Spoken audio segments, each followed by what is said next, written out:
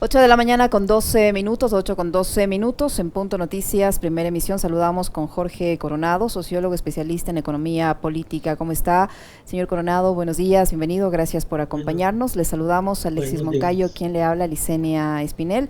Y continúa este escándalo por la revelación de esta investigación periodística denominada Pandora Papers. En las últimas horas, la defensa del presidente de la República ha enviado una documentación al titular de la Comisión de Garantías Constitucionales de la Asamblea Nacional que trata de hacer una investigación respecto a este caso, una comisión a la que acudieron varias autoridades del gobierno, de diferentes instituciones gubernamentales o estatales, pero que no contribuyeron con ningún tipo de información. Según esta referencia que hace la defensa del presidente de la República, el presidente del Ecuador sí habría hecho el traspaso de sus acciones en el Banco Banisi antes de su inscripción de la candidatura a la presidencia de la República. Sin embargo, documentos notariados muestran que se hizo efectiva posterior a la inscripción. ¿Qué decir respecto a lo que ahora asegura la defensa del presidente de la República y enviado un documento también notarizado, entiendo yo, suscrito por un superintendente encargado de la Superintendencia de Bancos de Panamá? Buenos días, bienvenido. Buenos días y muchas gracias por la invitación. Es un gusto. Bueno, nosotros desde la Red Latindad lo que hemos venido es dándole, porque somos una instancia especializada en temas fiscales, combatimos los paraísos fiscales, combatimos todo ese entramado de opacidad tienen los grandes capitales a nivel global. Y en ese sentido, los Pandora Papers han sacado cosas muy importantes, más allá, incluso un paso adelante de lo que habían hecho las filtraciones de los Panama Papers. Porque ahora estamos con información filtrada de 14 entidades encargadas en Panamá de ir ocultando activos financieros. Lo que nos queda claro de los Pandora Papers es lo emblemático de dos casos, el del presidente Lazo en Ecuador y el del presidente Piñera en Chile, ¿verdad? Donde se evidencian los manejos.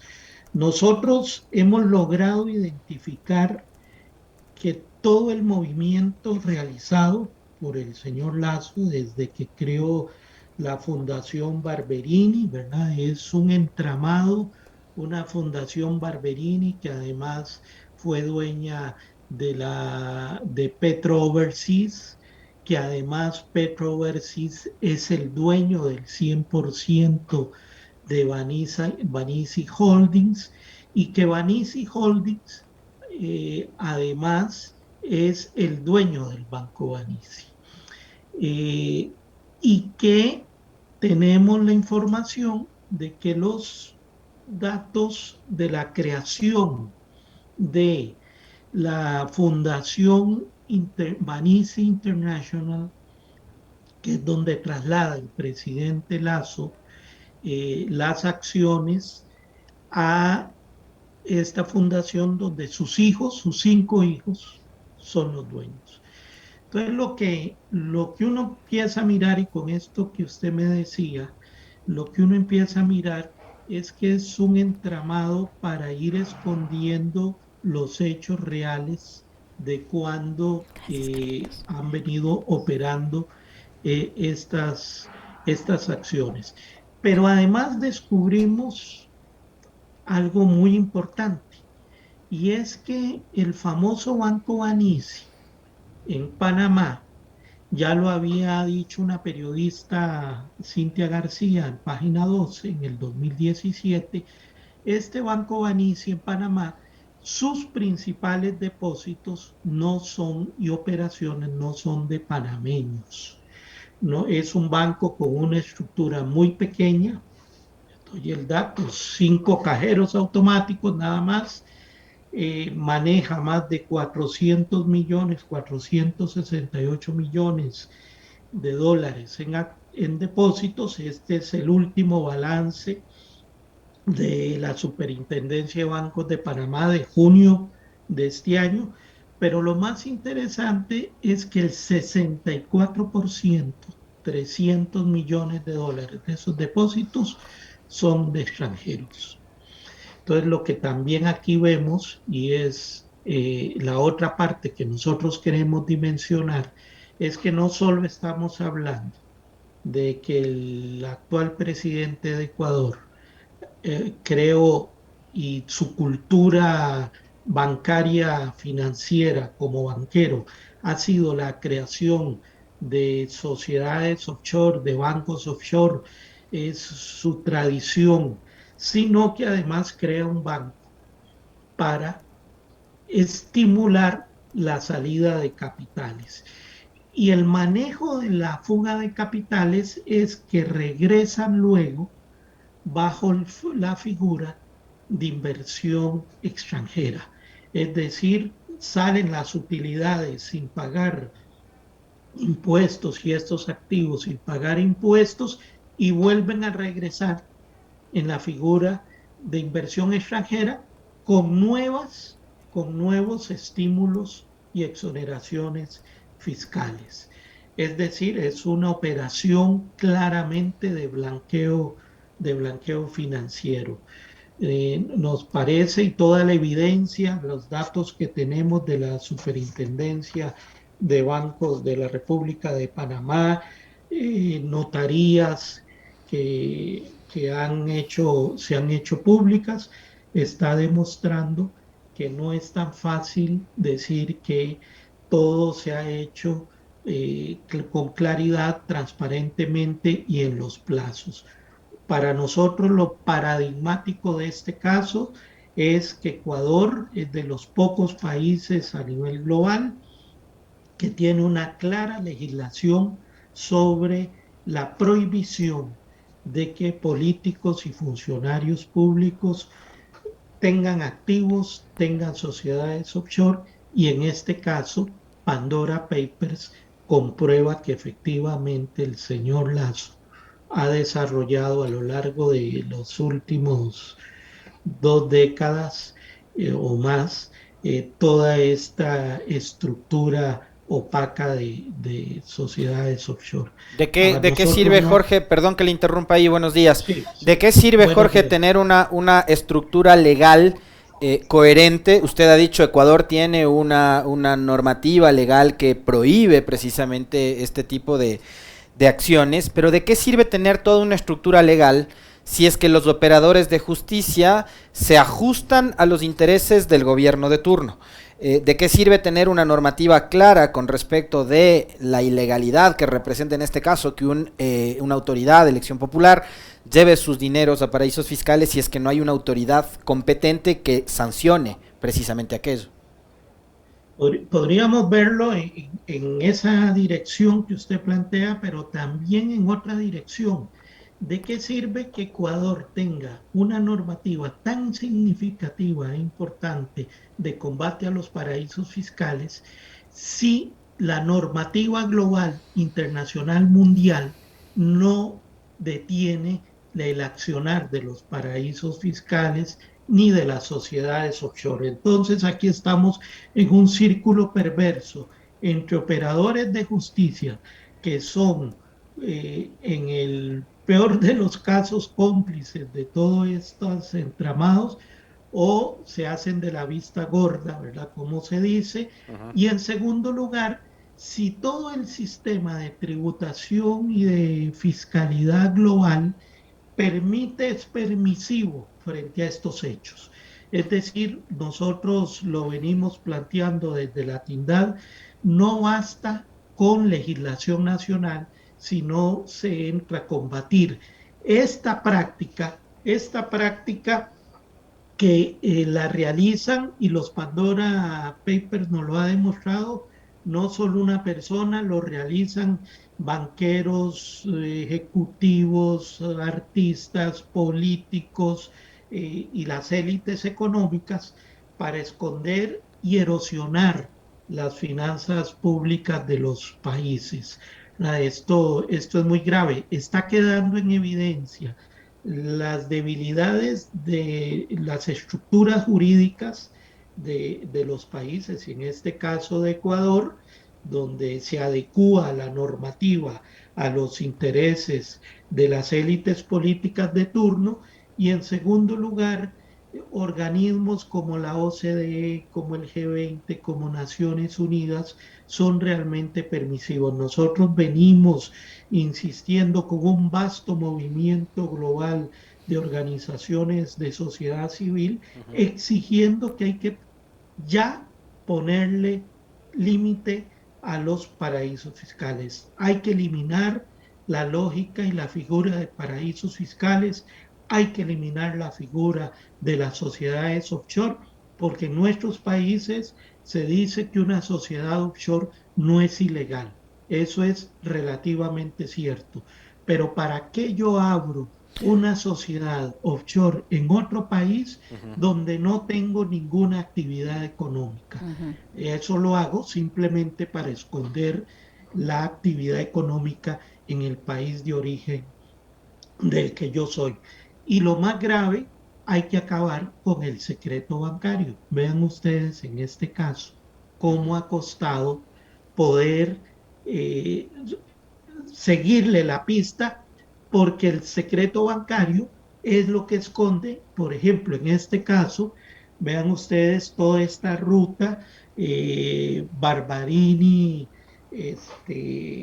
Foundation, de Barbarini Foundation a Pietro Overseas, de Pietro Overseas a Banisi Holdings, de Banisi Holdings al Banco Banisi, del Banco Banisi a la Fundación Banisi International. O sea, todo eso se puede hacer gracias al secreto bancario, y no es hasta que estas instancias de periodistas del consorcio logra filtrar todos correos electrónicos, logra filtrar comunicaciones, es que las personas de a pie como ustedes y yo nos logramos identificar toda esta práctica que, que para el grueso de la gente es totalmente desconocida, que uno pueda desarrollar toda esta estrategia y que tenga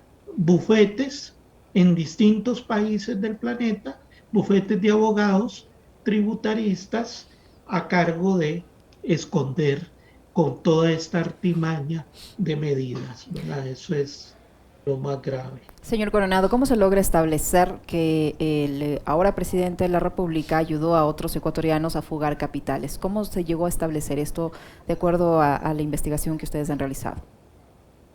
Bueno, nosotros es el otro elemento que nos parece central al poder tener acceso al balance del Banco Banisi, por ejemplo, de la Superintendencia de Bancos, que es el que evidencia cuáles son los activos bancarios.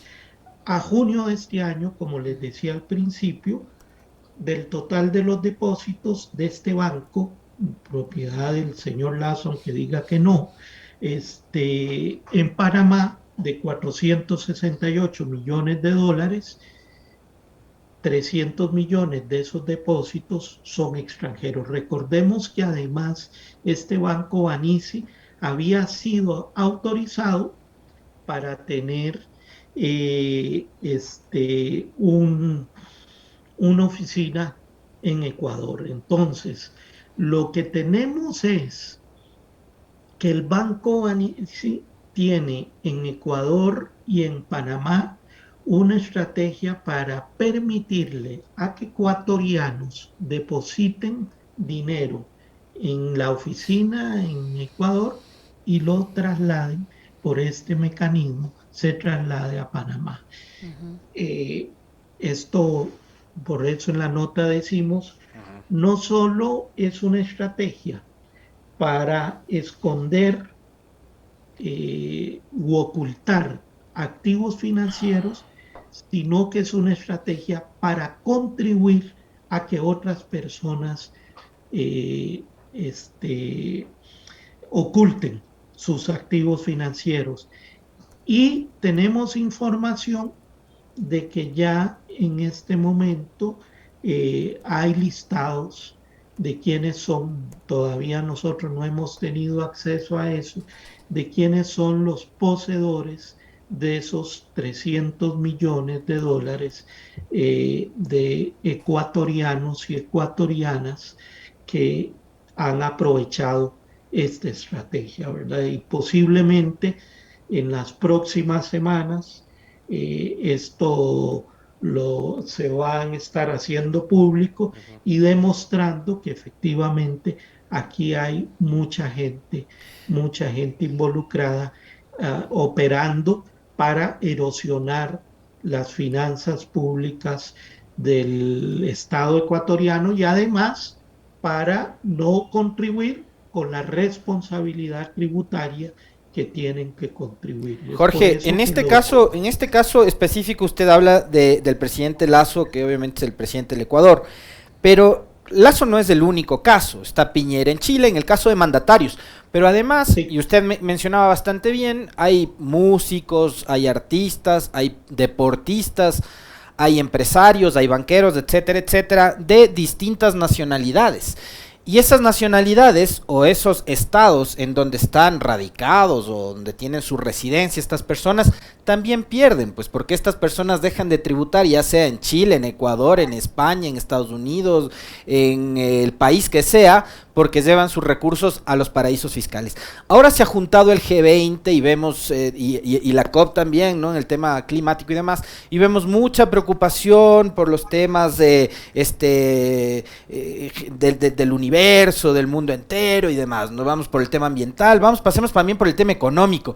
Entonces, hay una declaración, por lo menos, del G20 de tratar de ponerle una suerte de cortapisas a estas guaridas fiscales. ¿Usted cree que en algún momento se puede llegar a esa instancia, a no sé si prohibición, pero sí establecer quizás un impuesto un poco mayor, qué sé yo, a las personas que se llevan 30, 40, 50, 100, 200 millones de dólares, parte de su patrimonio, a estos paraísos fiscales que lo que pretenden obviamente es dejar de pagar impuestos en sus países?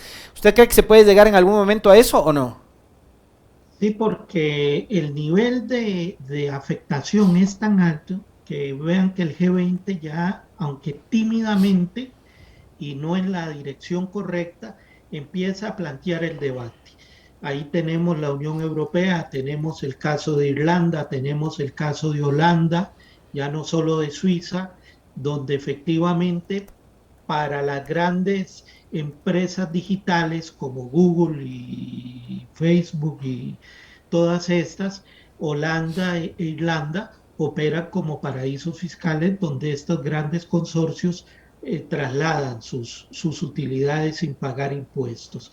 Pero además tenemos un problema y es que el G20, los países del G20 tienen listas de paraísos fiscales relativamente reducidas, donde ahora con los Pandora Papers ha salido una un nuevo paraíso fiscal en Estados Unidos que estaba por ahí, no estaba muy evidente, y que es el que se utiliza en este caso que estamos hablando del Banco Banisi, que es Dakota del Sur.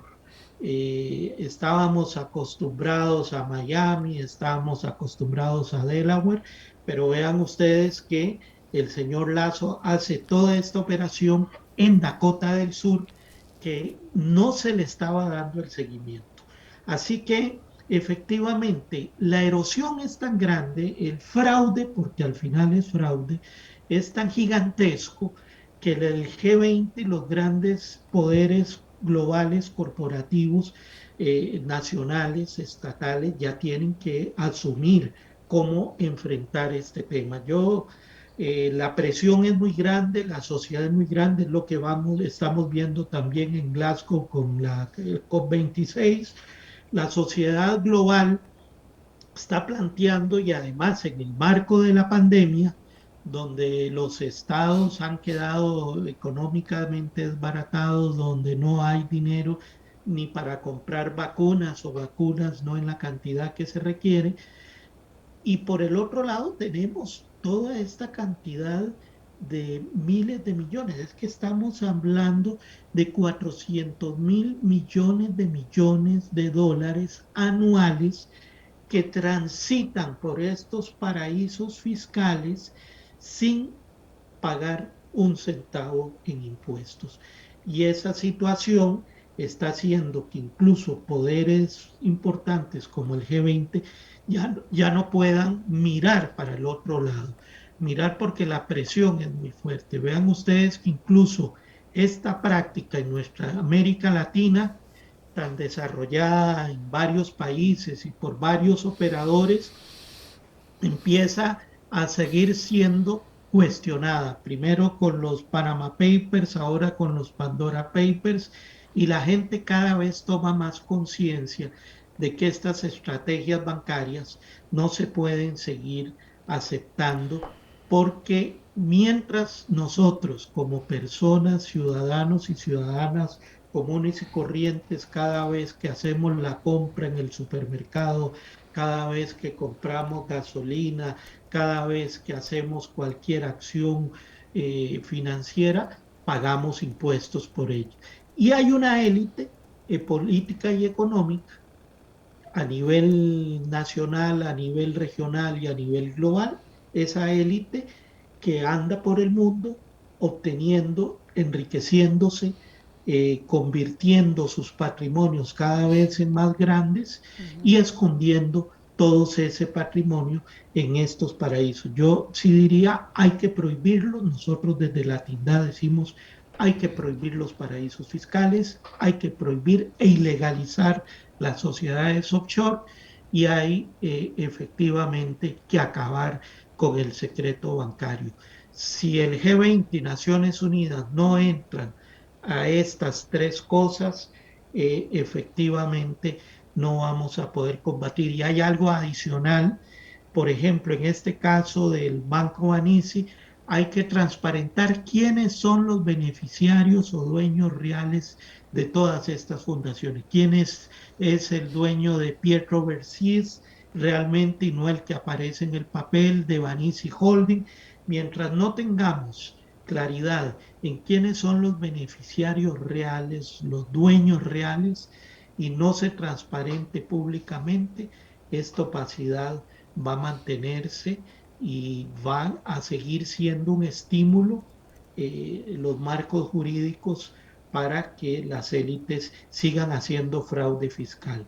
Esta es la forma fundamental de combatir el fraude fiscal global. Señor Coronado, usted mencionaba hace unos instantes que alrededor de 300 millones de dólares habría de ecuatorianos en el exterior que se habrían sacado del país a través de este banco del ahora presidente de la República. ¿Se puede establecer en la investigación que ustedes han realizado el tiempo en el que se hizo esa salida de capital? ¿Coincide con el tiempo de pandemia? ¿Viene desde mucho tiempo atrás? ¿Hay un tiempo definido en el que ese dinero salió del Ecuador?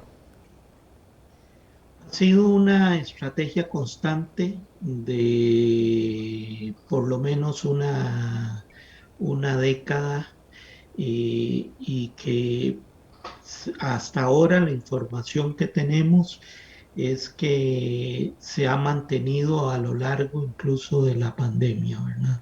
Fue previo a la pandemia, se ha mantenido, es decir, no son recursos que estuvieron ahí guardados hace 30, 40 años, sino que vienen de estos últimos 3, 4 años atrás y más. Es decir, hay una constante en eso. Y cuando vaya apareciendo nueva información, les decía estos listados, ahí vamos a poder precisar exactamente esa línea del tiempo, incluso posiblemente se tenga hasta con fechas exactas de días y meses en que se han hecho esas operaciones bancarias. Muy amable, señor Coronado, muchísimas gracias. Jorge Coronado, sociólogo, integrante de la Red Latinoamericana por la Justicia Económica y Social, Latinidad, que ha estado con nosotros. Muy amable, muchas gracias. Muchas gracias, un gusto, saludos. 8:38 minutos, una pausa, regresamos para conversar sobre el municipio de Quito, no se vayan.